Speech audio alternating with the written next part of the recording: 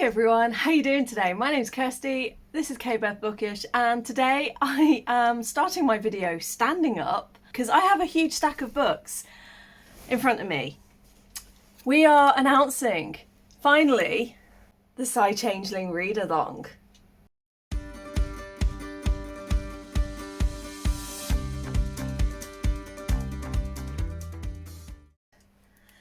Seriously. These are just the ones that I own, and that's a lot. As of right now, the latest one only just recently came out, like last month, so at least I'm up to date. But as of right now, in total across the Psy-Changeling universe, there are 21 books. Now, these are technically split into what Nalini calls seasons. I just realised I haven't actually said the author. So the author of these books is my absolute favourite author of all time, Nalini Singh. She is from New Zealand. She is incredible. I love her.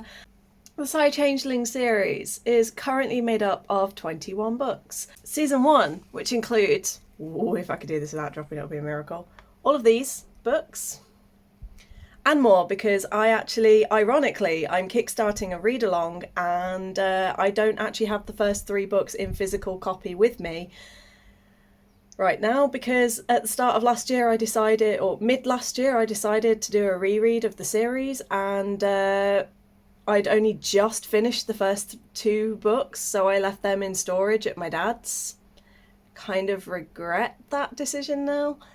But anyway, I have the rest of them all here. And I have one of them randomly in hardback that I now need to get the paperback of. And then the first series is 15 books, so obviously that's going to be over a year's worth of reading. And then season 2 currently is on 6 books.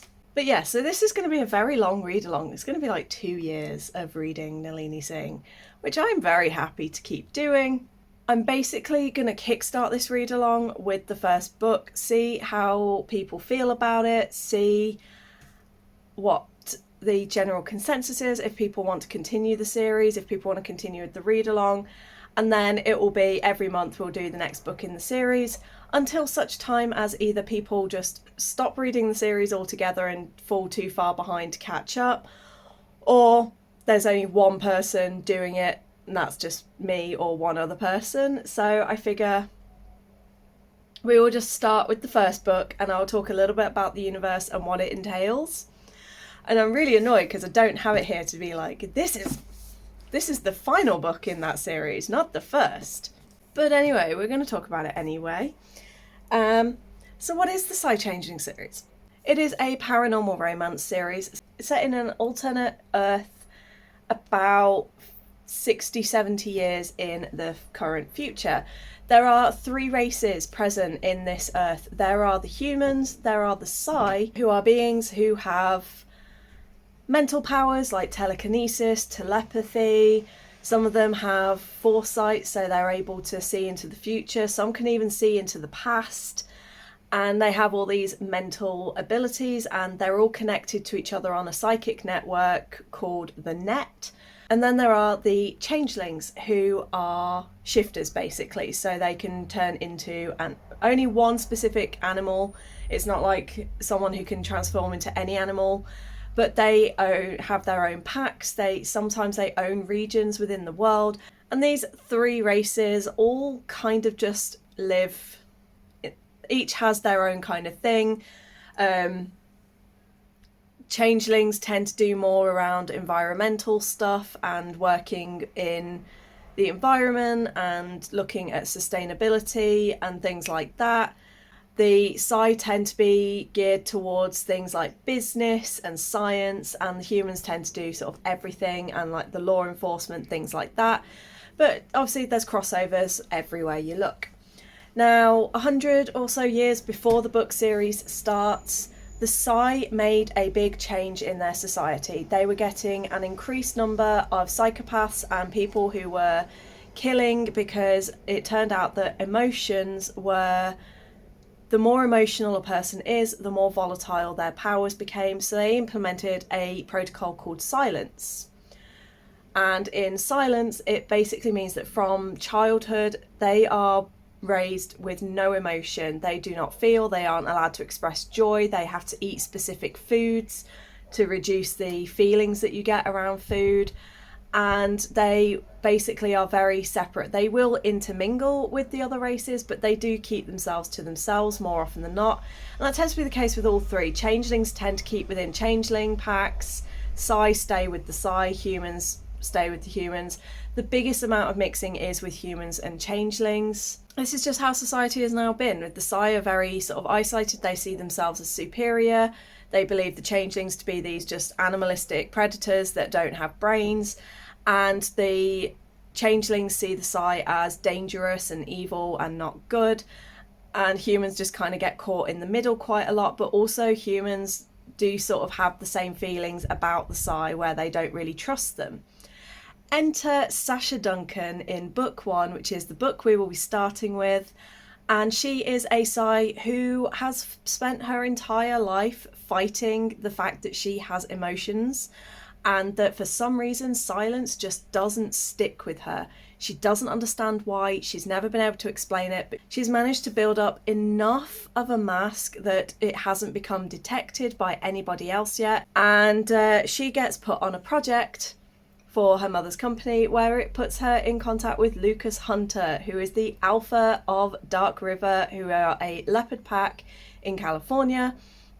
And from the second she meets him, her emotions explode into high overdrive. He gets this sense that there is something with her, and there is this instant connection between the two. And it sparks this entire chain of events that's now 21 books long, and has had a grip on me for at least 10 years now. It's a very interwoven world. There is a huge cast of characters. There is an explosion of diversity in here. If you're not a big fan of huge series, this might not be for you. If you don't like series where something gets sort of mentioned in book 1 and then isn't resolved until like book 15, then again, it might not be for you, because she implants stuff right from the very first book. There are little hints and nudges that don't come back until much later in the series, but when they do, it's a beautiful experience when you go back and you're like, oh my god, and you don't realise that that was such a big thing and it was so tiny to begin with. And I've said before, she is the queen of building relationships, and this series really did help me reevaluate how I want to experience romance and the kind of partner that I would look for in my life. I just love this series so much.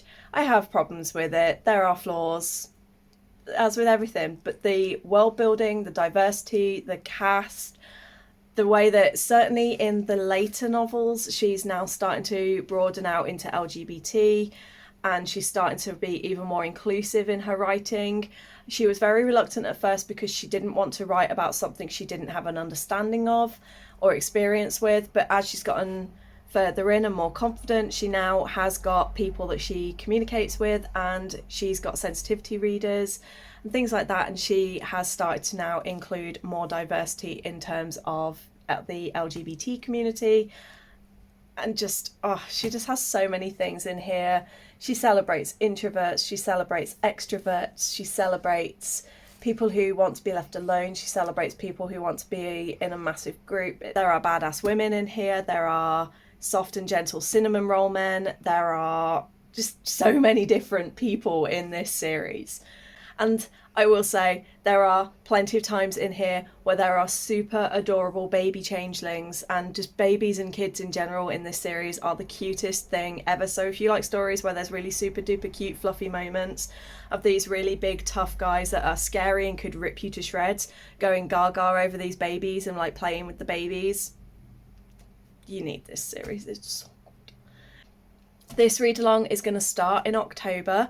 So Slave to Sensation will be October, Visions of Heat is book 2, which will be November, and then Caressed by Ice, which is one of my all-time favourites in the series, will be our last book for December, and then we will start book 4, obviously, in January. And I'll announce those further on. So yeah, I really hope you join us. Please let me know. You can see how happy I am because I cannot get this grin off my face. So please let me know below if you are planning on joining or if you are interested. I'm also going to set up a Discord for it, so I will put a link to the Discord below as well. And if you wish to join us, I really hope you join us. And I will see you all on October the 1st for the kickstart of the read-along. I'm so excited. I can't wait. It's going to be great. I hope you're all good. I hope you're staying safe. I really hope you join for this read-along because it is such a good, fantastic, beautiful series.